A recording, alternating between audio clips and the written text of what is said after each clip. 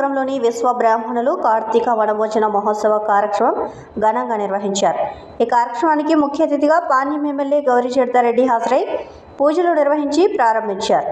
కార్యక్రమంలో కర్నూలు నగరంలోని విశ్వ బ్రాహ్మణ కుటుంబాలు వందలాదిగా తరలివచ్చి వనభోజన మహోత్సవంలో పాల్గొని పూజలు నిర్వహించి రుచికరమైన భోజనాలను విందుగా ఆరగించారు.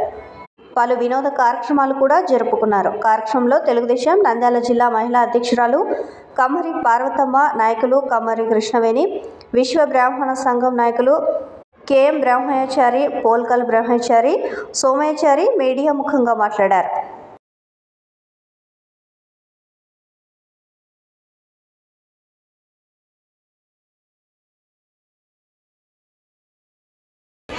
శ్రీ విశ్వకర్మ దేవాలయం అది ఈ గుడికి 7 సంవత్సరాల నుంచి దీన్ని ప్రారంభించి 7 సంవత్సరములైంది. కాబట్టి దీనికి గుడి నిర్మించాలని కోరుతున్నాము, నిర్మించాలని అనుకుంటున్నాము. అన్ని ఈరోజు ఈ కార్తీక వనభోజనం పెట్టాలని నిర్ణయించుకొని దాదాపుగా ఒక 10 రోజుల నుంచి అన్ని చేస్తూ వచ్చాము. ఈ రోజుకి మా కోరిక నెరవేరింది.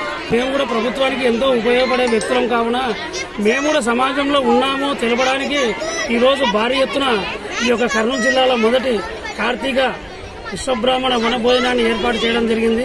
ఈ ప్రభుత్వాలు కూడా మమ్మల్ని కాస్త గుర్తించి మాకు రావాల్సినటువంటి సంక్షేమ పథకాలు ఏవైతేనేమి, సంక్షేమ పథకాలు విశ్వకర్మ యోజన అయితేనేమి, ఇక ఇతరత్ర అన్ని కులాలకు రావాల్సినటువంటి వాటాలలో భాగంగా కూడా బీసీలుగా 21 నంబర్లో మేము బీసీలుగా ఉన్నాము. మేము కూడా 64%.